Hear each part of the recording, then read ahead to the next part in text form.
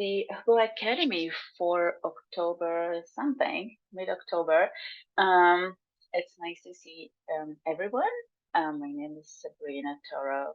I am a trader, and I started my career as a bio curator. So I was doing a lot of um, annotations using ontologies, but it was mostly annotations of data that we would find in the literature, working on using ontology for creating data model for whatever we were doing. And this past few years, I really focused my work on using ontologies and not using, creating ontologies and working on building those ontologies. So today I am gonna tell you what I think um, uh, we ontologists should think about when we create our ontology based on how those ontologies are used. So I am bringing my perspective as a biocurator. I'm bringing my perspective as a outside an outside ontology curator, and and I will give you my view and my perspective on what I think we should be aware of when we create ontologies. So, as I mentioned several times, this is my perspective. Um, you might have other ideas, you might have other perspective, other thoughts. So, if there's anything I'm saying that you disagree, that's totally fine. If there's something I didn't say and you think I should have mentioned, that's totally fine too. Please be part of the conversation and interrupt me, or I will not see the chat. So, so if you have any um, anything to ask or anything to bring up, please just interrupt or somebody interrupt me. All right. So, looking at ontologies, there's a few ways that well, there's more than a few ways. There's a few ways that I'm going to bring up here about how ontologies are usually used. So the first one is data annotations. I think this is the major way that ontologies are used. What data annotation is you have a patient and you're making that link between, let's say, a gene and a disease and a phenotype, and you're saying, we know that this gene is somewhat related to this phenotype and they're somewhat related to this disease.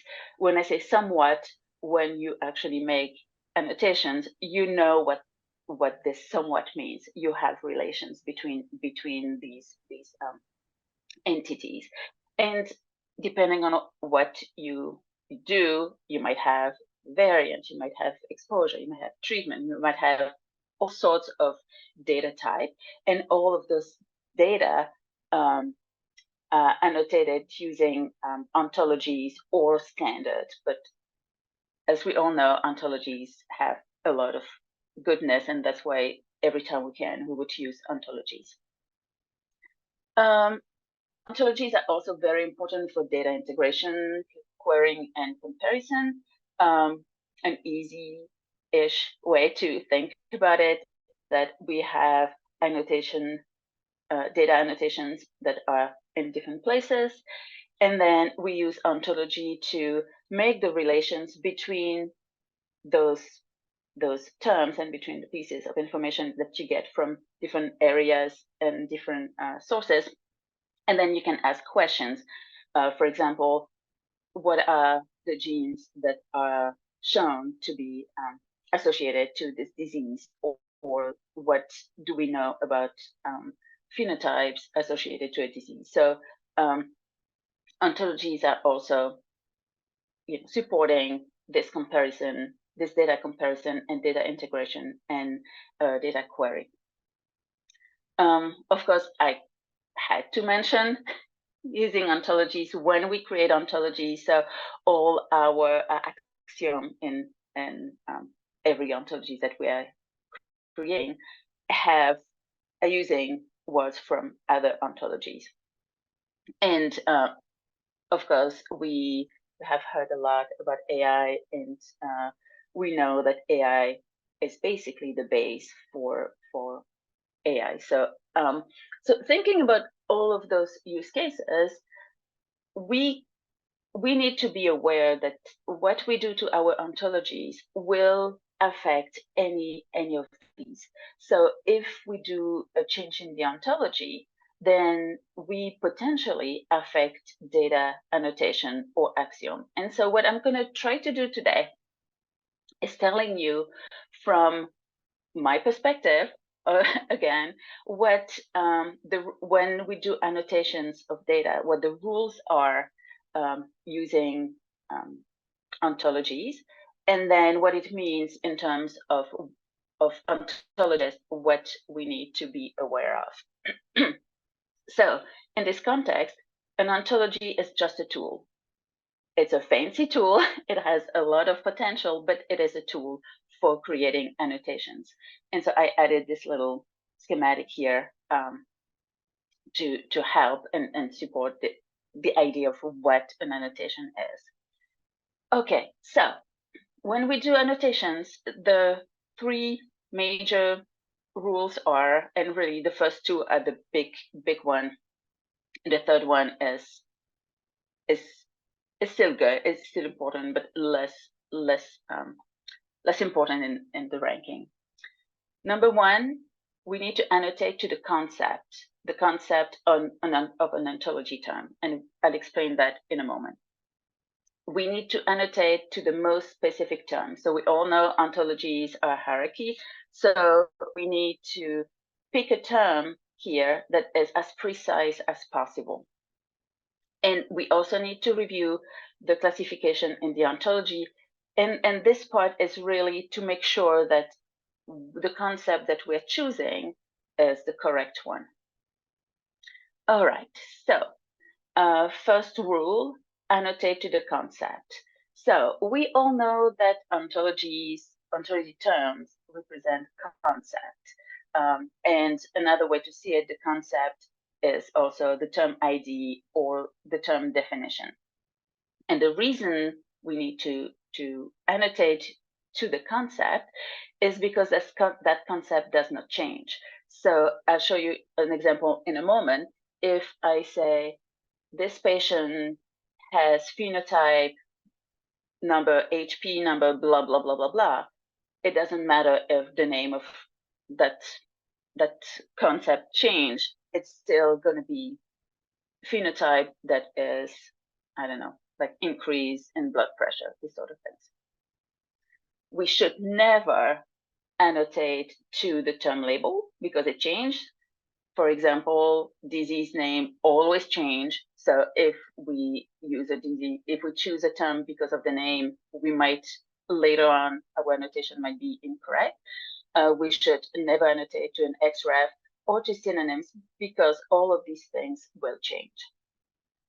So let me show you an extreme example. This is a real example, but this amount of change in an ontology is very rare. So whenever in the before time, there were two terms: Timothy syndrome type 1 here, type 2, and they had very clear definitions here. Later on, more information was known about the biology. We knew more things, and so the ontology was updated to have a Timothy syndrome atypical type and one classical type. And the classical type had two different types, type 1, type 2, depending on the cutaneous syndactyly. So if somebody, like an annotator, wanted to annotate the patient with a term, and they knew that the patient had a atypical form of Timothy syndrome, if they look at the definition, they would have used this one. If they just looked at the name, they might have picked this term, but then, but then the term, if they use the term type 2, and then later on type 2 became the classical type of Timothy, you can see how these terms are really different. And so by using by annotating using the definition and the concept, this would never have happened, because then this Mondo ID here would be the same Mondo ID. All the annotation would remain the same. So this is rule 101. When you make annotations, always annotate to the concept. Also annotate to the most specific terms. So this is a little example. The patient has myofibrillar myopathy caused by variation in this gene. In this corner here, we have a tiny part of the ontology, so you can see the hierarchy. An annotator could have annotate using this term, myofibrillar myopathy. It is not wrong. It is completely fine, but it's not as precise as if they would have used this other term that is very specific for the gene. So when we look at annotation 1 that is less precise and annotation 2 that is more specific, as I mentioned, the annotations are not incorrect, but if you use a term that is less precise, it means that your annotations might be left out when we do specific queries. And again, there's nothing wrong, but you might be missing important information and information that you want to have. So now let's go back to our ontology world, and let's go back to the idea of annotating to the concept. What does it mean? If we annotate to, sorry, I don't know what happened.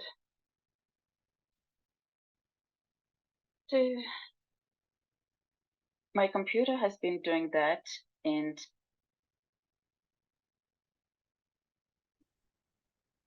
just a second, I'm sorry. Any questions while I'm looking for my I have a question, Sabrina. So you said not to annotate to the synonyms, but a lot of times people will search for synonyms to find the term that they want. So the takeaway, you can search for synonyms, but then make sure you just read the definition to make sure it matches what you're actually looking for. Yes, this is a fantastic question that here it is, that is here and that I forgot. So yes, a lot of people will find the synonyms and the labels. So it's very important to make sure that these are correct. And this is very important that you add all the synonyms you can to your ontology. But at the end of the day, when we do annotation, it has to be to the concept. So, you know, a curator would find a term using a synonyms and term label, and then they have to read the definition and see that indeed this is the one that is needed. Are you able to see my? No, I stopped sharing. You are not sharing right now. No worries. It's all good. It's all good. Sorry. Yep. There. Let's go back. Nicole, does it answer your question? Yes, perfect. Thanks. Yeah. So here, these synonym and term label and XREF are very helpful to find which terms you want. So make sure that you keep that up to date. Okay, so what does it mean? Well, number one, it means that your term needs to have a definition. Like definitions, we all know it's annoying to create one, because it's not always easy to write a good definition, but it is crucial that your ontology terms have definitions.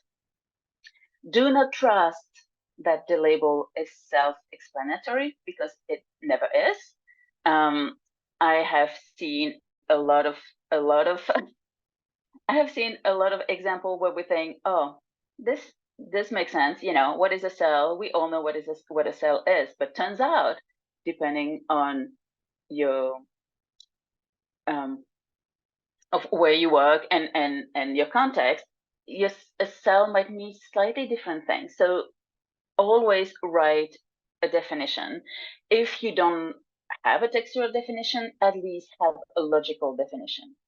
And here I talk about the DustDB template that allows, you can easily create textual definition based on logical definition. You can create a pattern. So this is something to always think about, have a definition. Also, if you have a definition, don't change the definition, because if you change the definition, your concept changes. So don't do that. And I said, especially if it means that your concept the meaning of the concept would change. And I will, in the upcoming slides, I'll tell you about how in practice we kind of change the definition some, but it's all about knowing when it is okay to change a definition or not. Similarly, do not reuse ID. So if there's a term that changes and you don't need it, you obsolete the term and you create a new one.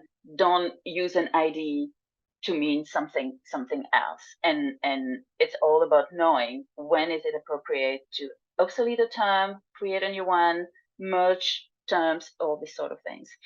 And lastly, in the same way that we don't reuse, we don't eliminate ID. So a lot of annotations will be annotated to a term, and then sometimes biocurators don't have time to go and update the data, or sometimes it's like all data and we don't know, there's nobody in charge of those data and in charge of reviewing them.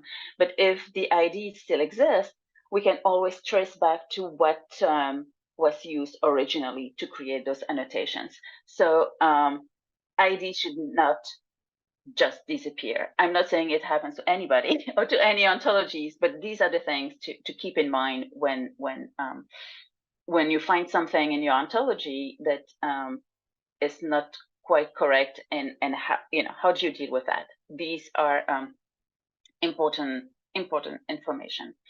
So as I said, don't change the definition, but then it's like you also want your ontology to be kind of stable. So if you see, oh, there's a typo in my definition, do I need to update, do I need to remove the whole ID? Do I have to obsolete my ID, obsolete a term, create a new term just because I forgot, I have a typo in my definition? So in general, we don't want to have all this obsolescence and creation of new terms. And so when is it okay to update a definition of a term, and when is it not okay to update a definition of a term? So this is my sentence that I always have in mind, and I always think of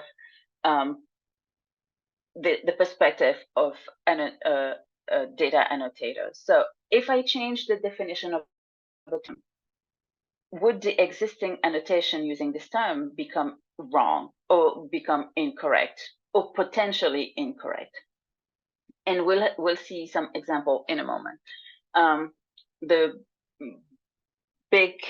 general rule is that if you change a definition to make it more general, then all the annotations that exist were to become less precise, but they will not become wrong. This is what I showed you earlier with the example of myofibrillar myopathy. Now, if you make a definition more specific, then it means that some annotation can become wrong because somebody might have used a term to mean this bigger concept. And so if you make it more specific, then those annotation might become incorrect. So I mean it, all capital letters with a lot of exclamation point. Do not change a definition if the definition is becoming more specific, if your concept is becoming more specific. Okay, let's look at some examples. These are all real examples. If you're interested in looking at, I tried to put links to the GitHub issues, but not for this one. So, first example, you can see I made the change in bold so we can see more easily. We wanted to change the definitions from Raynaud's syndrome is a blah, blah, blah, blah, blah, to an blah, blah, blah, blah, blah. So the definition is exactly the same. All we did is remove the beginning of the sentence. The concept is completely not changed because the definition is exactly the same. That's okay. We can make that change in the definition. We are not going to affect anybody.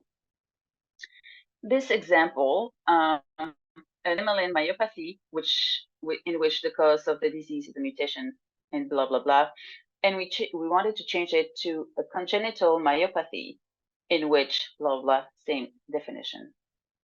I didn't put the little schematic of the ontology here, but basically, the congenital myopathy is a more general term. It's like the parent term of nemaline myopathy, and we had reason to want to do that. I don't remember what the reasons were, but what we wanted to do is keep this terms, and so nobody would have to review the annotations and make the definition more general. So any term, any annotations to this ID would just become more general because we have a nemaline myopathy versus congenital myopathy that is the parent term. So this is fine to do, to update this definition and in making it more general. Last example, episodic kinesiogenic dyskinesia, and now you know I cannot read. We wanted to update the definition because we had more information, and we know that that sometimes this some of this disease is due to variation in this gene. So in this case, we would create a definition that makes the concept more specific than originally, and the most specific because we add some pieces of information, and in this case, we should not update the definition. So what should we do then? We still want a term that says that has this piece of information about the gene. So the way to do it would be to obsolete this term and create a new term with this definition. And in the upcoming slides, I'm going to show you how we. I'll show you examples of when this is happening. So this is happening very often when we need to what we call split a term. So we find out that there's a term that exists that actually meant two different concepts. We don't really know, what concept is really for this term. So instead of picking one, we just obsolete the term and create two terms. Examples would help understanding this. So the rule is still the same. If I want to reuse the ID, what would the annotations what would the potential annotation looks like? Would they potentially become incorrect? If yes, then we obsolete the term and create new terms. If keeping the ID would make the data less precise but still correct, then it would be okay to keep the old ID. So let's look at example. That's going to make much more sense. And I kept those rules here on the top so that you can keep it in your mind. We had that term, and I have to mention all the examples comes from the Mondo disease ontology, just because I work on the Mondo disease ontology and it's easier for me to find examples. But I am sure that your ontology of choice, you probably have a lot of examples from there too. So that's why everything is very disease centric here.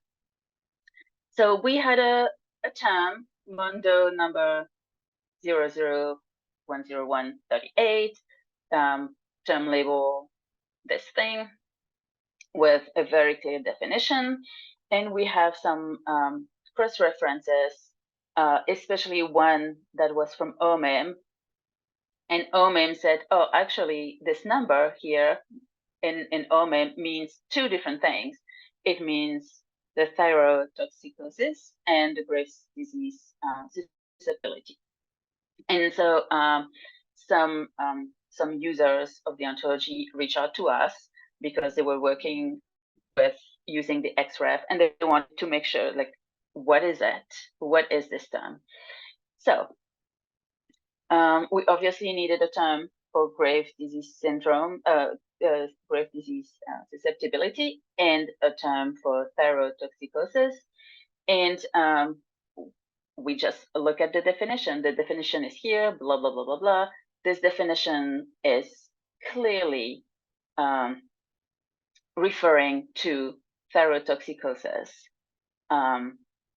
The XREF is confusing, but as we mentioned earlier, XREF will change. So if somebody use this term, this ID to mean this concept, then the annotation will still be the same if we get OMIM ID out of there, or if we change the cross-reference. So in this case, we kept that ID to mean the thyrotoxicosis. It kept its definition, and we just created a new term for this concept here, and we refer to OMIM as necessary.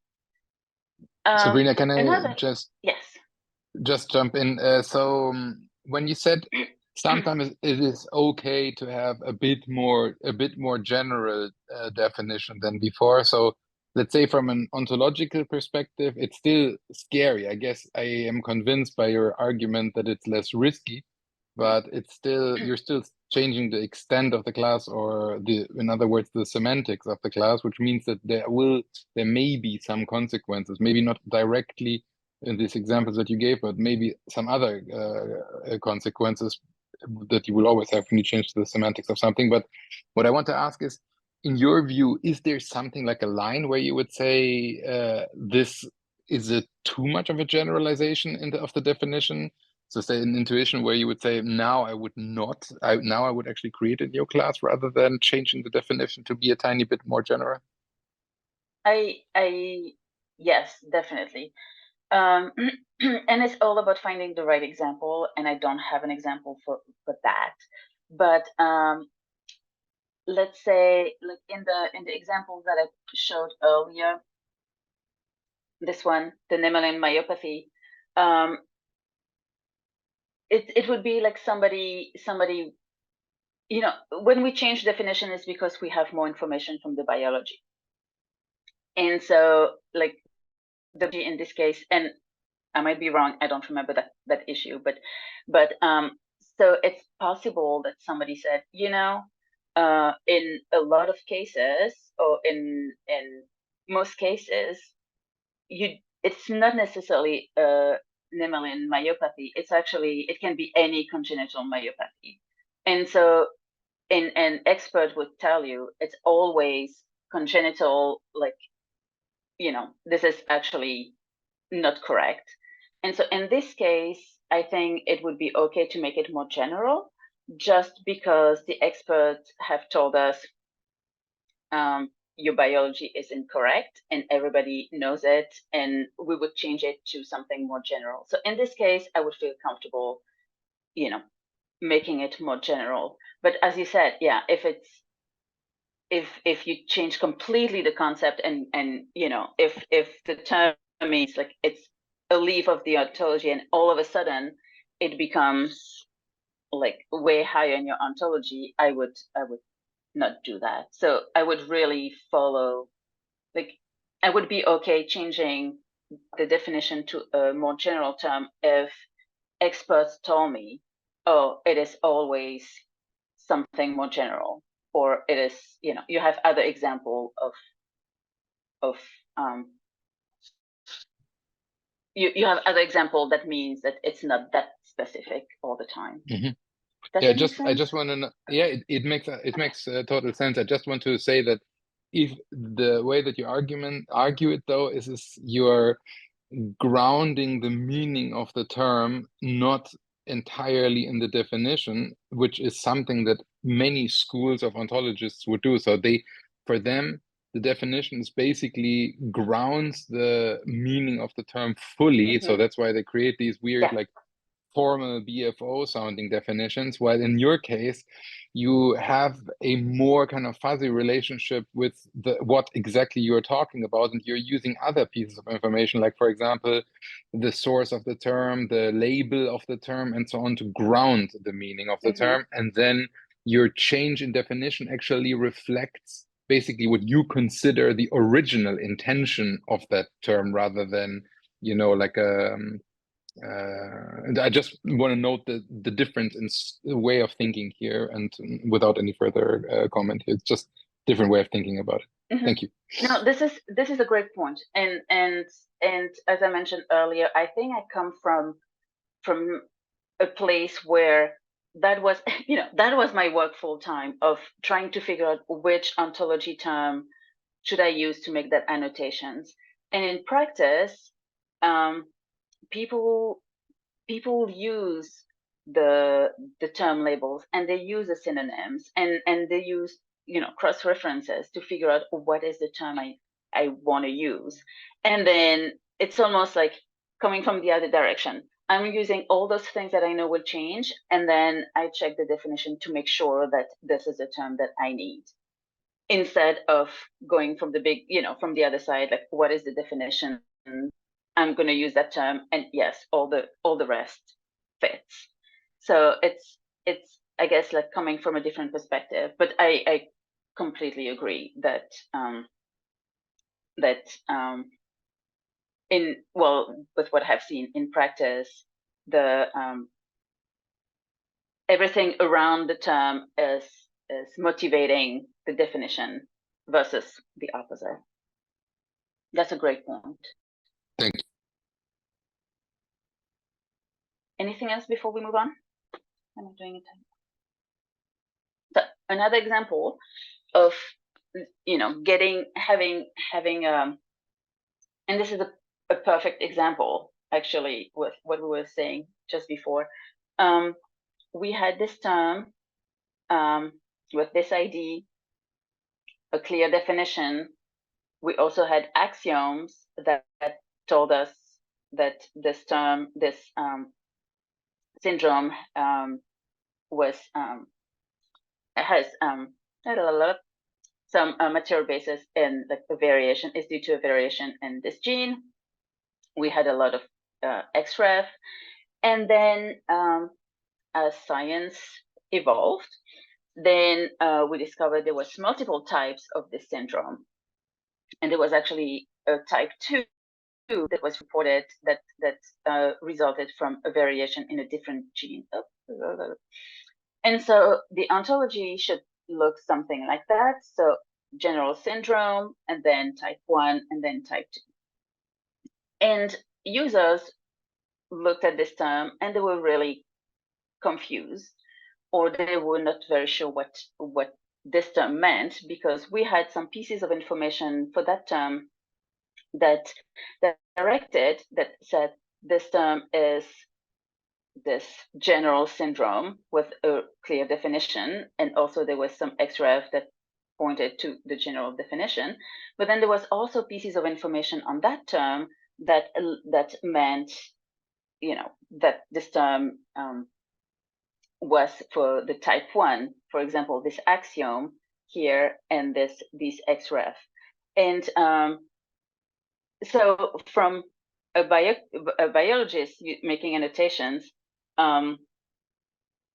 if I look at this term and I wanted to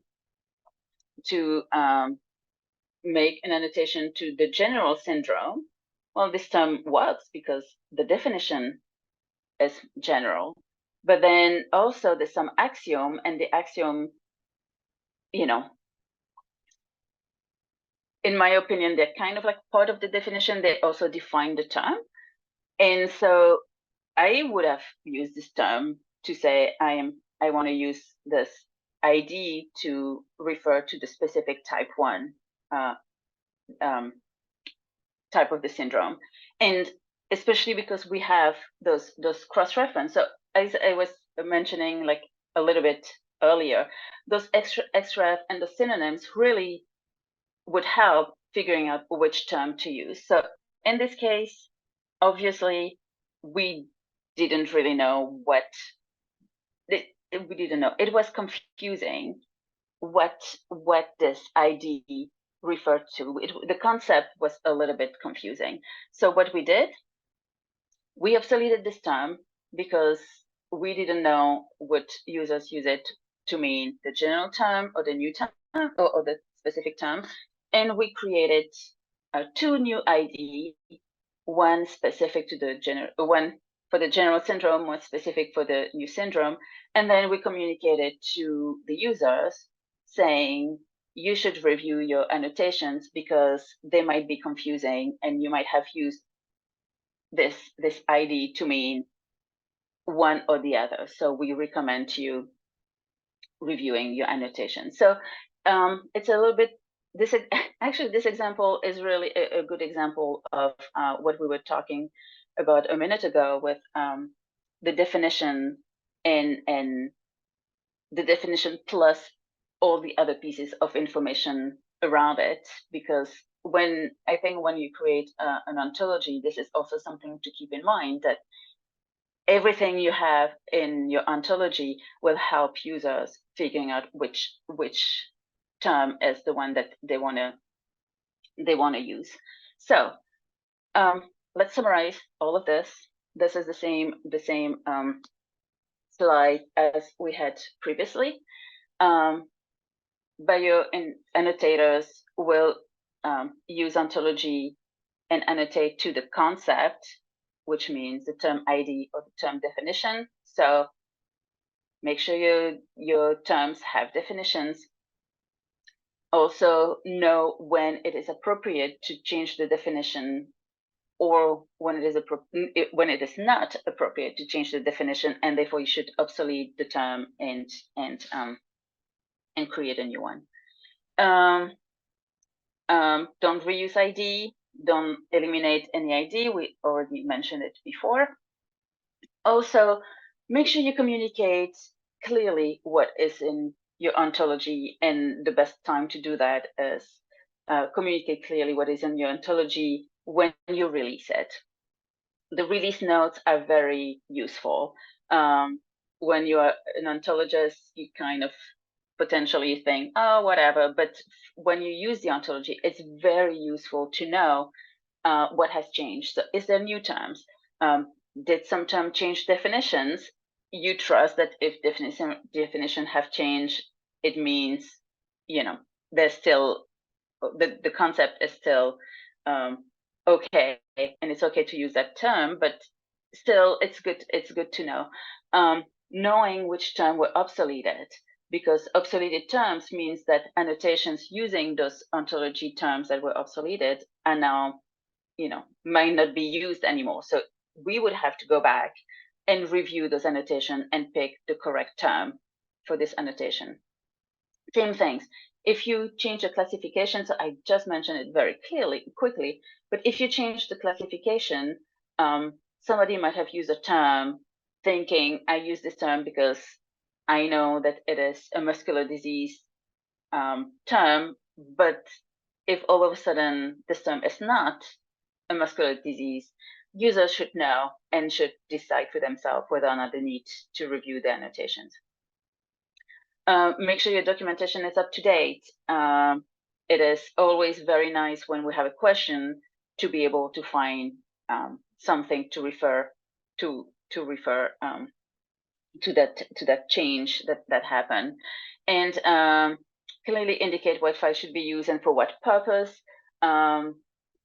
We want to trust that all the files that we have in our release, and when we use ODK to create our release, all the files are there. But if you have a subset for whatever reason, clearly indicate what this subset is and what it should be used for and what it should not be used for. This is helping your biocurated colleagues. One thing that is really good is communicating what is changing. I think it's one of the obo principle. I put number because I forgot to come back and come with the number of the principle. But especially if there's big changes coming up, it is very important to let the users know. So I know that the gene ontology sent a message and have a GitHub issue saying obsolete notice, we're going to obsolete this term, and then they are in touch with all the annotators using creating the Go annotations, so that all the annotations are updated before the obsolete comes through. For the Mondo disease ontology, we have a list of obsolete candidates so that users know that an obsolete is coming and they have time to review the annotations. Or if they don't have time, they have time to tell us, please hold on, I still have review to do. Yeah, so we wait. And also, give annotator time to review the annotations. Sometimes there's a term to be obsoleted and there's hundreds of thousands of annotations. And so if the term is obsoleted, it means all those annotations are, I don't want to say useless, but I think they're kind of useless. So give the annotators time to review the annotations, pick the correct term, and then make the obsolete at that point. It's all about also remembering that the ontology is a tool that somebody uses. So if you take the tool and then all of a sudden you remove a bunch of things, then nobody will want to use your tool. So be kind to your users. Talking of reviewing annotations and what to do when terms are obsoleted, it's very useful to know why it was obsoleted and what term should I use now. So as much as possible, use replaced by. I think replaced by mean I can close my eyes and know that I can just substitute one ID by another. This is the case when we merge two terms, when we see that two terms are the same and we just put them together and just keep one ID. Also use consider. Consider, it means you cannot replace the obsoleted term by this term, but most of the cases, this is the term you want to use. And so this is really helping annotators finding the terms they need and reviewing the annotations. For everything, add sources to your information. This is helping. This is another piece of information that annotators can use to figure out whether or not a term is the term that they want. Okay. add useful information to your ontology term. That's exactly what I just said. Link to GitHub issues is always nice. You can use the annotation property term tracker item. That's, for example, referring the user to the issue where, why was my term obsoleted, or why do I have, why is the definition different, or whatever. So it's always good to have. Curator notes is very, very useful, so that annotators know when they know what to do and when to use a term. So, for example, the gene ontology Go have this subset, go check, do not annotate, and it's basically saying, like, for most of those terms, it's saying this term is way too high level. It's just there because we wanted to have this specific classification, but do not use that term to make an annotation, because your annotation is going to be quote unquote useless. Other example for HPO, when just looking at abnormal drinking behavior, for example, and there's a definition that I didn't put here, but the annotator wanted to make sure that this term should be used in this to mean this specific concept, like an abnormal habit of drinking fluid, but not directly refer to the psychological disorder. So that an annotator know, oh, I want to use this to mean the psychological disorder, I should probably look for a different terms.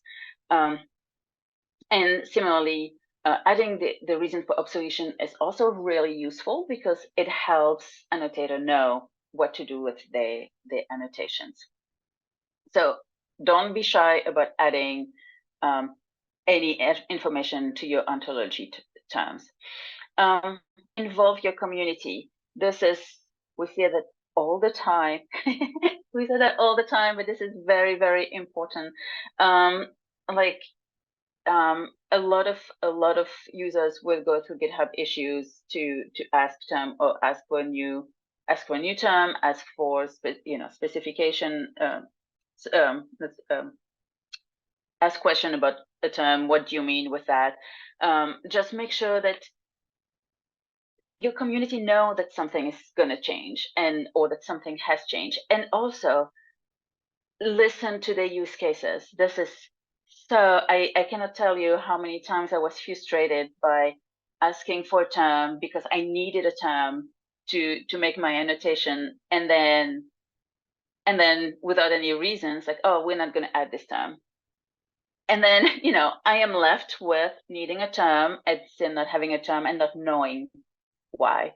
So having that conversation and explaining to your users, we're not going to create this term because blah, blah, blah, but maybe you need to use this term. It looks like this is what you're looking for. Having that conversation will really help. And again, ontologies are the data annotators tool. So you want the tool to be useful and not very frustrated if you can. So make it clear, make it available, make it so that it doesn't change constantly. So this is like whatever minutes ago I explained that we don't want to be obsoleted term and creating new terms constantly, because then it's not stable, and users don't want to use it because they don't know what's going to happen tomorrow. So make it as stable as possible, and think about the timing of addressing new requests. This is what I was explaining of, I'm waiting for 3 months to have a term, and sometimes longer, I will say. 3 months is fine. 3 years is a long time to wait for something to be told, well, no, I'm not going to create this term. So, keep in mind that your ontology is a tool for other people to use. Okay, very quickly, because I'm running out of time, I just want to talk very quickly about other use of ontologies and other consideration when you have your ontology. So that's going to be very, very quick. Ontologies are used for data integration and comparison. So this is like putting data together and comparing. having clear mapping between terms, so using SSSOM mapping files is very, very useful if people want to use your ontology to just bridge between terminologies. Using Axiom is very useful also for that, so keep that in mind. And make sure that your import, so the import, so that you can use terms from other ontologies into your Axiom, make sure that they're up to date, so everything is correct. Okay, yeah.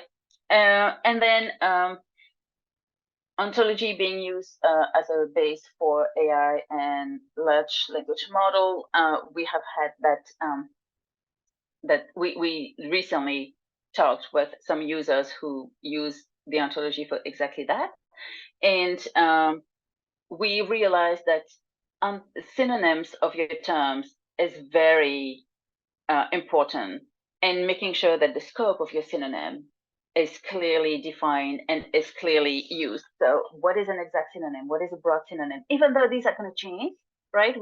This is the whole hour of discussion. The synonyms are going to change, but make sure that the information that you have in your ontology is as up to date as possible, and based on what is known in the world and the new data in the science world, and also make sure that it is correct. So, scope of synonyms is very important. Okay, this is all I have to say. We're doing okay on time. Is there any questions or anything that you want to add, or you thought like this is nonsense? I have one question to start with. Yeah. So when in biocuration, when let's say the biocurator identifies the needs for a term, they would usually, I guess, request it in one way or another from an ontology, but not really being like, not really knowing how to write a definition or something like that, really just probably writing a label. Do you think in practice this information that the biocurator gives you, that you then take to craft a term from it, can cause an issue in terms of like things being lost in translation, so that because you don't have a definition and you may lack some of the context that the biocurator does have, but doesn't send to you, maybe you actually create a concept and send them an ID back that doesn't exactly reflect what this person actually meant to annotate. So is this a real risk, or is this just, like a theoretical risk that never appears in practice? No, it definitely is a real risk, and it definitely happens in practice. And I think this is when being involved with your community is very important, because I think that, okay, number one, biocurators will always give you term requests that don't have all the information you need. It's like, if it happens, it's like a miracle of the day. So it's very important to keep a discussion, especially on GitHub, getting a discussion with the person who requested a term, saying, do you mean blah blah blah, or I have done the research and I have found that you need this and this and this and this. Is that correct? Is it what you're looking for? So getting that conversation at that point before you create the concept is, in my opinion, the most important thing. And then the concept that you created is what they wanted. If in your research you realize that there's two different concepts, then instead of creating one, you create two. But you have to have that conversation with the person requesting, because you will never have enough of the information, and you will never know for sure that this is what they need. So yeah, a back and forth. Any other thoughts or comments or questions?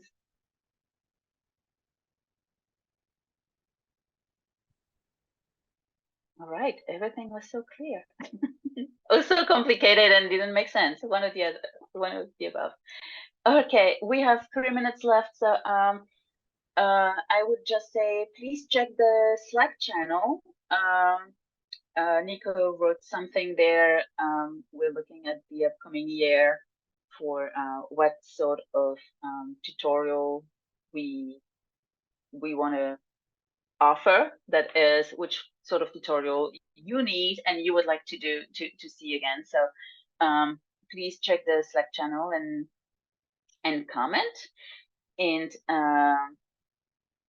I didn't check anything in the chat, but if there's any questions that are still out there, just reach out. Thank you, everyone.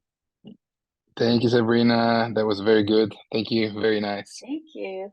Bye, guys.